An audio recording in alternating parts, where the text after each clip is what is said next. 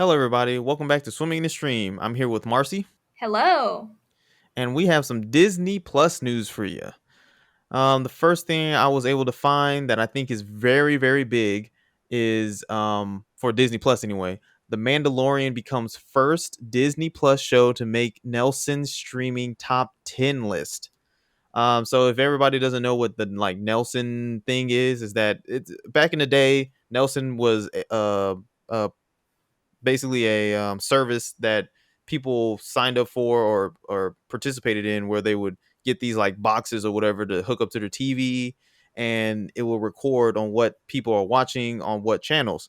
But now Nelson is including streaming stuff, so this is the first Disney Plus property to be on the Nelson streaming top 10 list. And I think that's big because that means that The Mandalorian is just doing phenomenal numbers in terms of a streaming show. And this is what other Disney Plus shows to try to live up to.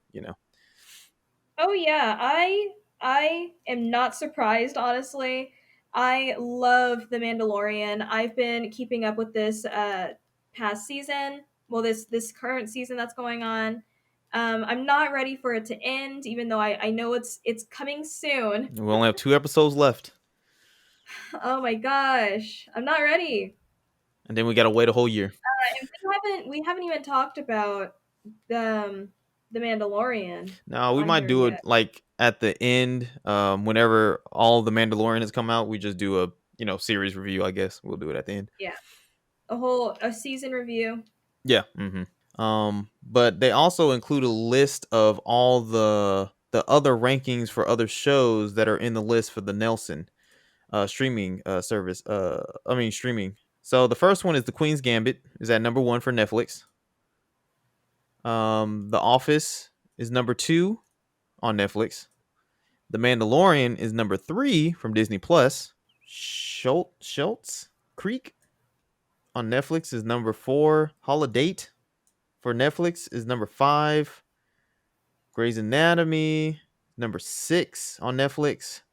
Criminal Minds is number 7 on Netflix. NCIS is number 8 for Netflix. And The Haunting of Bly Manor is number 9 for Netflix. And number 10 is The Great British Baking Show for Netflix. So basically, Netflix runs this category of top streaming shows, basically. Reigning Queen.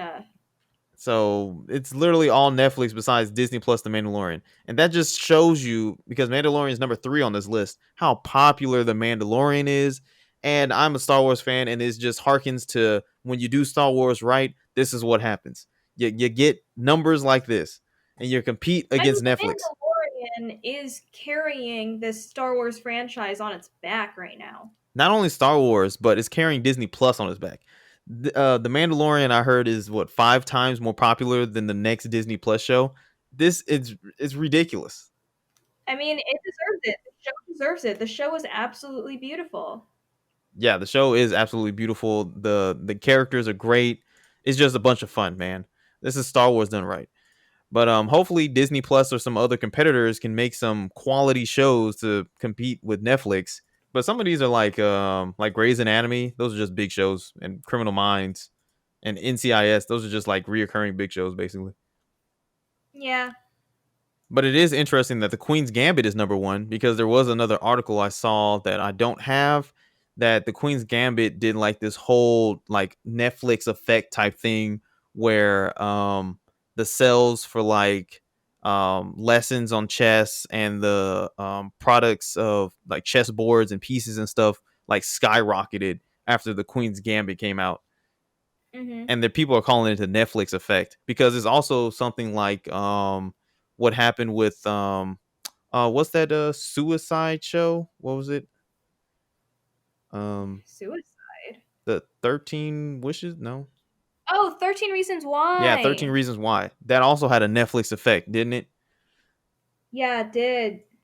Because the suicide rate went up or something like that, right? They said after The the teen suicide rate went up for that show. Yep. Yeah. Mhm. So After yes. watching that show. So it seems like Netflix are making is has so many eyes on it and is making such quality and good shows that they literally like whatever their good shows are that get popular, they're having an effect on normal everyday people, even though they shouldn't. But because it's just a show. yes, it's But just a yeah, show. And then I guess that also ties back in with the whole Netflix put in a disclaimer on the Crown because it's just a show, but people don't understand that, and Netflix is like has some type of Netflix effect that everybody's calling it now on people. So I understand where the British government is coming from, but concern. Yeah. people shouldn't be that stupid, in my opinion. Well, we are in different times now, Yeah, true. Well, so yeah, a lot of people learn from TV, learn from shows. yeah, I understand that.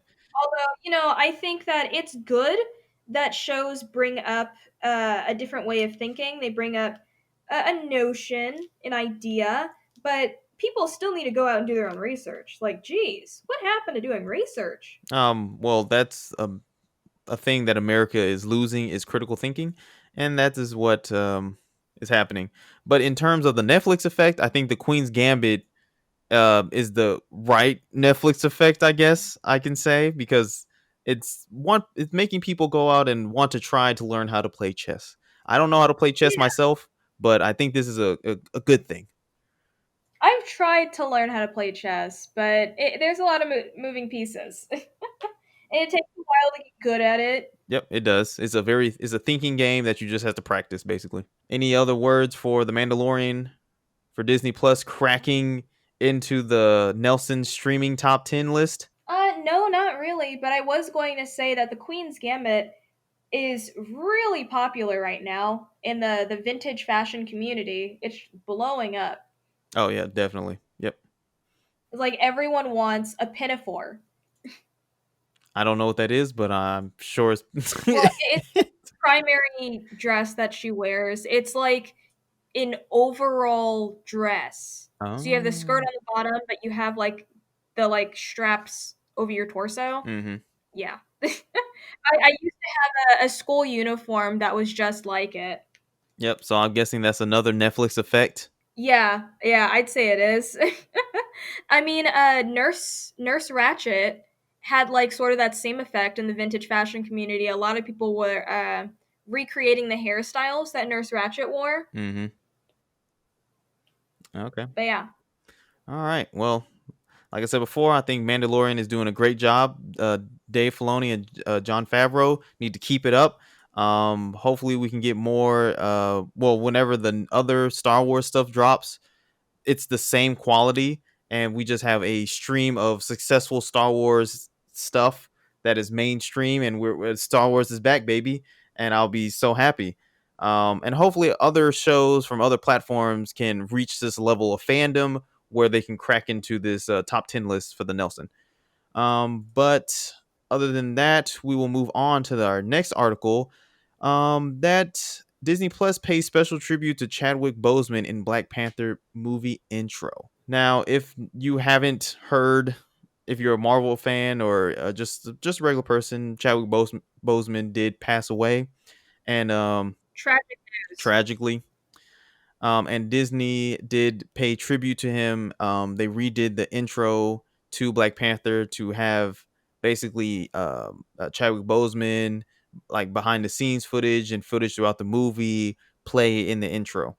And I think this is a really good thing. You can go check it out on Twitter or in this article or online somewhere, and you can see the intro. And I just applaud Disney for doing this. This is a really cool tribute. Yeah, I agree. Yeah. But any other I, thoughts? I've been meaning to I've been meaning to go back and watch all the movies that Chadwick Boseman starred in, Yeah, I want to just try to that too.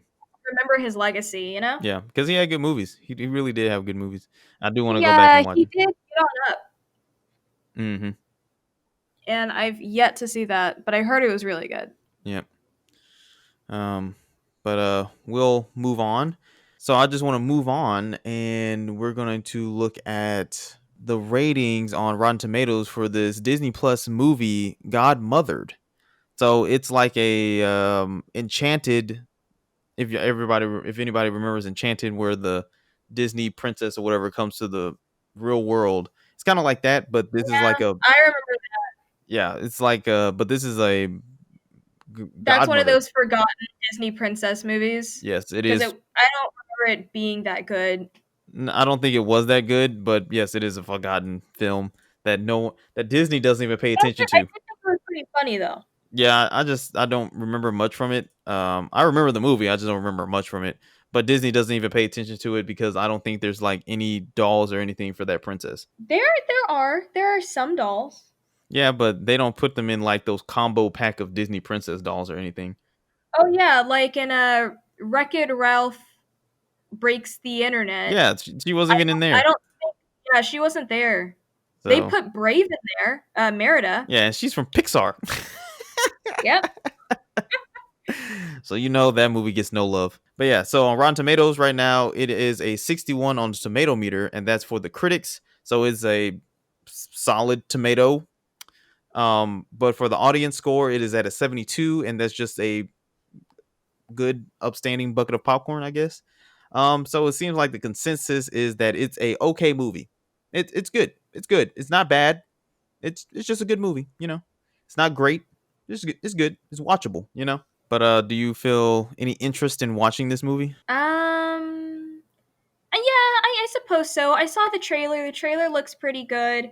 Um, I feel like it's wholesome. I mean, it's Disney, something you could watch with the kids, with the whole family, have some laughs, Hmm. shed some tears. Because I feel like it's gonna have something like that in the movie. It Yeah. just seems like one of those movies that's like it's funny the majority of the time, but it has like some sort of depth to it that makes you want to cry, like middle to the end of the film. Hmm. But it's really shallow in my opinion. Yeah. And I also saw a thing on with the Godmother. Someone said that Disney's Godmother is like the anti Enchanted, Okay. because I think they were saying basically that this fairy godmother has like this Disney persona, and now she has to like try to bring joy to, what was it, a single mother in the real world, basically. So Yeah. like, And it's hard being a fairy godmother. well, the single mother pretty much has to bring the godmother down to earth, in our plane of reality, basically. Like, this is not how Uh-huh. that works anymore. We don't have magic here. This is the real world type thing. It's not all magical Yeah. and rainbows and flowers and Disney. You gotta pay rent here. Yeah. But I'm pretty sure that it's still a happy ending, uplifting. It's a Disney holiday movie. Yeah. All right, but that will end all of our Disney Plus news. Thank you, Marcy. No problem. And thank all of you out there for watching Swimming in the Stream, and catch you in the next one.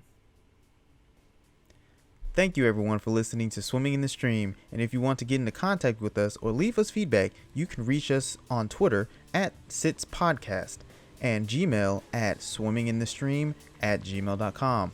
You can now find us on Apple Podcasts, Spotify, TuneIn Radio, Stitcher, YouTube, and SoundCloud. Please like, share, and subscribe. If you can leave us a review, please do. It would help us out. You can now support us on Patreon at Sits Podcast.